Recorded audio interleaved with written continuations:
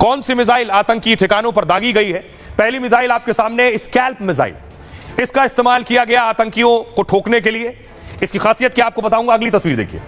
यह है bomber missile, hammer missile. Hammer missile का भी इस्तेमाल किया गया। अब ये जो मिसाइलें हैं चलती कैसे हैं, कैसे दुश्मन के ठिकानों पर हमला करती हैं, अगली तस्वीर में आपको दिखाऊं।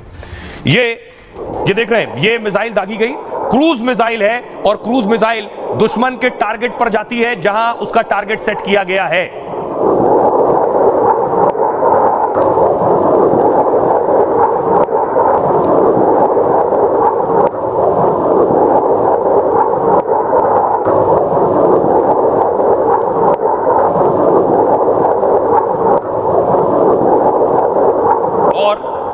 मिसाइल के बारे में मैं आपको बताऊं, जिन हथियारों का इस्तेमाल किया गया है इनकी खासियत क्या है, कौन से हथियार, कौन सी मिसाइल इस्तेमाल की गई है। यह है स्कैल्प और यह है हैमर। स्कैल्प मिसाइल, भारतीय सेना ने रफाल से इस मिसाइल को दागा। हवा से सतह पर मार करने वाली लंबी दूरी की मिसाइल है ये। स्कैल्प मिसाइल 600 किलोमीटर तक मार कर सकती है, मतलब दुश्मन की सीमा में घुसे बिना इसने तबाही मचाई है। यानी अपनी सीमा में रहकर भी ये 600 किलोमीटर अंदर पाकिस्तान में घुस सकती है। ऐसे डिजाइन की गई कि रडार की पकड़ में नहीं आती है, दुश्मन को तब पता चलता है जब टारगेट के पास पहुंच जाती है। 8 करोड़ रुपए की मिसाइल है, 1000 किलोमीटर प्रति घंटे की रफ्तार से चलती है। पाकिस्तान का कोई एयर डिफेंस सिस्टम इसे रोक नहीं पाया। यह चलती गाड़ियों, बंकर और छोटे ठिकाने टारगेट कर सकती है। इसका जो वॉर हेड 2 चरणों में टारगेट को नष्ट करता है।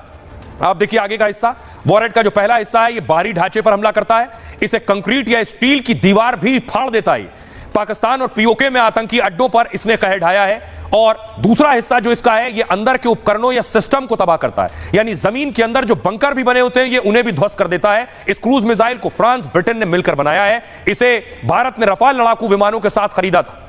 स्कैल्प मिसाइल ने अब अपनी अचूक ताकत दिखा दी है। अगला है हैमर बम। आतंकी ठिकाने तबाह करने में हैमर बम का भी इस्तेमाल हुआ है।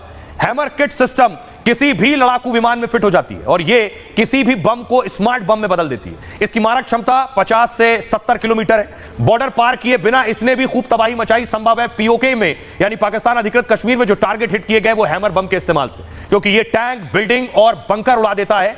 ये अंधेरे, बारिश और जीपीएस जाम होने पर भी काम करता है, यानी इसे रोक पाना दुश्मन के लिए मुश्किल होता है। पाकिस्तान को अब तक इस बम की खबर मिली जब तक, आपको बताऊं 84 लाख रुपए के इस बम ने आतंकी अड्डे तहस नहस कर दिए हैं। आइए अब आपको सुनवाता हूं, सुनिए डिफेंस एक्सपर्ट कर्नल शैलेंद्र को। इंडिया ने पाकिस्तान को न केवल चकमा दे दिया बट बहुत बड़ा एक उनकी जो रडार शील्ड है, एयर डिफेंस शील्ड है, उसको भी भेद दिया है। ये बहुत बड़ी बात है और इस सब के पीछे मेरा अपना अनुमान है कि जो स्कैल्प मिसाइल है वो पूरा क्रेडिट लेती है, क्योंकि स्कैल्प मिसाइल के ऊपर एक स्टेल्थ कोटिंग है और उस स्टेल्थ कोटिंग की वजह से वो रडार के सिग्नेचर्स नहीं देती है और साथ ही साथ इसकी जो एबिलिटी है लो फ्लाइंग की, वो अपने आप में फिनोमिनल डेडली कॉम्बिनेशन बनाती है, स्टेल्थ और लो फ्लाइंग। दैट मींस रडार में नहीं आएगी और जब रडार में नहीं आएगी तो एयर डिफेंसिव जो गन है वो उसके ऊपर काम नहीं करेगी। सो ऑटोमेटिकली अगर आप देखें, पहला डिसेप्शन हमने किया कि आज हमारी मॉक ड्रिल है और उससे भी बड़ा कि हमने एक ऐसा वेपन सिस्टम चूज किया जो अपने आप में कारगर सिद्ध हुआ कि अटैक को डिस्कवर नहीं होने दिया, क्योंकि अदरवाइज देखा जाए तो कहने के लिए तो यह था कि चिड़िया भी पर नहीं मार पाएगी पाकिस्तान के अंदर, क्योंकि उनका एयर डिफेंस सिस्टम इतना बढ़ चढ़कर है। मुझे लगता है कि आज का पूरा क्रेडिट हम स्कैल्प मिसाइल को जरूर दे सकते हैं। अब देखिए, पाकिस्तान पर भारत ने 24 अटैक कर दिए 9 ठिकानों पर। पाकिस्तान क्या कर रहा था, वो तो फेक न्यूज का आदी है, फेक न्यूज फैलानी शुरू की। पाकिस्तान ने कहा उसने भारत के फाइटर गिरा दिए, तस्वीर देखिए चला रहा, कह रहा भारत के फाइटर गिरा दिए और ब्रेकिंग न्यूज चलाने लगा, 2 जेट गिरा दिए हैं। झूठी खबर चला रहा था पाकिस्तान और अपनी आवाम को झूठ बता रहा था कि भारत के फाइटर गिरा दिए। अब ये जो तस्वीर चला रहा है वो तस्वीर मैं आपको दिखाता हूं। ये तस्वीर, ये देख रहे हैं, ये जो तस्वीर है ये पाकिस्तान ये दोनों तस्वीर चला रहा था। पहली तस्वीर जो आप देख रहे हैं ये मोगा में 21 मई 2021 को जो मिग विमान क्रैश हुआ था, मिग 21, उसकी तस्वीर पाकिस्तान चला रहा था।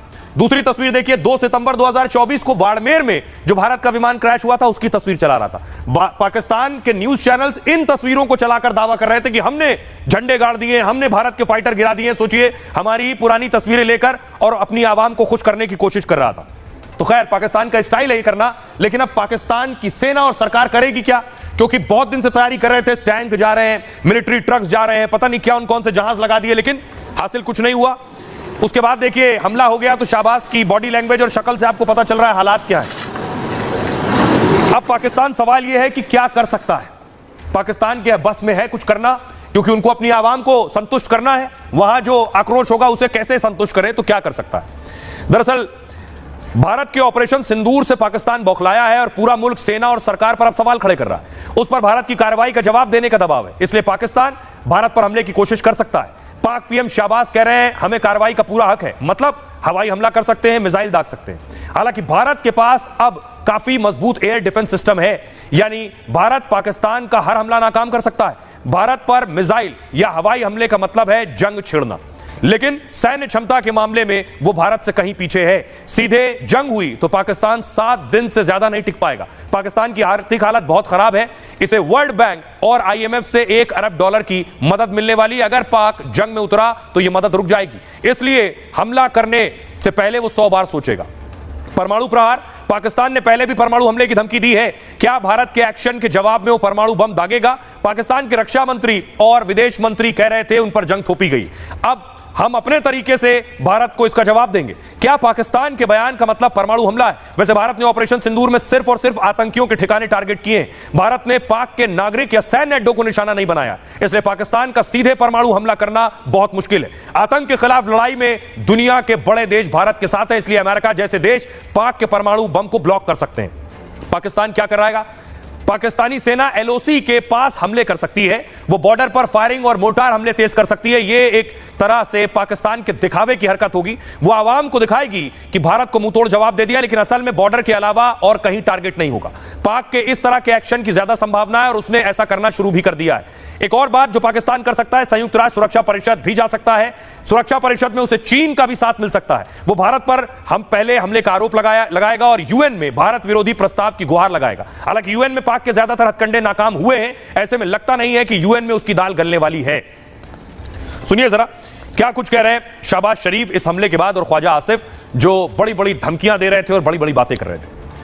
कल रात को जनाब स्पीकर, हिंदुस्तान ने पूरी तैयारी के साथ और कोई उनके ऑल टोल्ड 80 जहाज इस हमले में शरीक थे और उन्होंने पाकिस्तान में 6 जगहों पर 6 शहरों पर हमला किया और पाकिस्तान के उकाब मुकम्मल तौर पर तैयारी में थे। जो ही हिंदुस्तान के जहाज़ों ने पेलोड उन्होंने रिलीज किया, हमारे उकाब झपटे और आनन फानन 5 जहाज जिनमें 3 राफेल हैं उनको मार गिराया। अफवाज को जो है गिरफ्तार किया गया है कि वो जो भी अगर कोई हरकत होती है और जो रात को जो कुछ हुआ है उसका कोई रिस्पॉन्स जो है वो तरतीब जो है वो पाकिस्तान के फौज करेंगे और रिएक्शन करेंगे।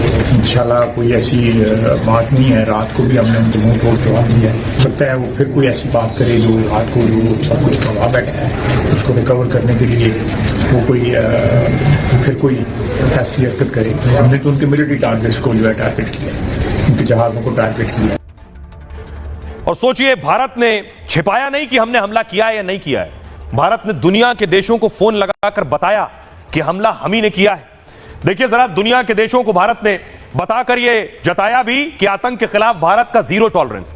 पहलगाम में आतंकियों ने निहत्थे लोगों को निशाना बनाया। यह हमला पाक ISI के शय पर छिपकर अंजाम दिया गया, लेकिन भारत ने इसी हमले का बदला पाक में घुसकर लिया है और अब भारत दुनिया को हमले की जानकारी दे रहा है। NSA अजीत डोभाल ने कई देशों को NSA और विदेश मंत्री से बात की। उन्होंने अमेरिका, ब्रिटेन, सऊदी, UAE को फोन लगाया। इसके अलावा रूस, चीन, फ्रांस, जापान से संपर्क किया। सभी देशों को NSA ने भारतीय हमले के बारे में बताया।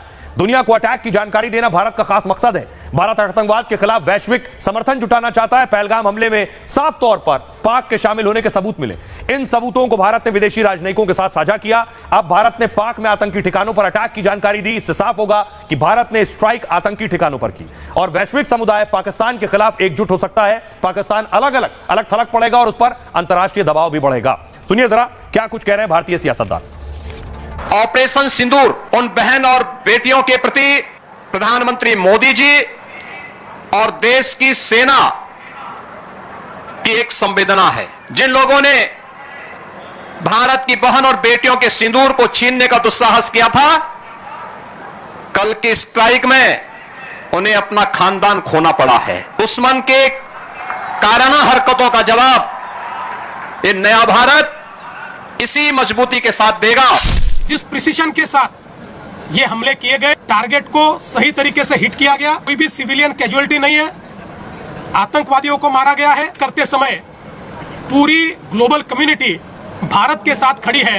जहां से आतंकवाद शुरू हो रहा है, जहां से आतंकवाद की घटनाएं हो रही हैं, आतंकवाद को जड़ से खत्म करने के लिए जो सरकार फैसला लेना चाहे, सरकार के साथ समाजवादी पार्टी है। जो आतंकवादी ट्रेनिंग के अड्डे हैं उसको तहस नहस करने का काम किया है और आतंकवाद को पूरी तरह से मुंह तोड़ जवाब देने का काम किया और पाकिस्तान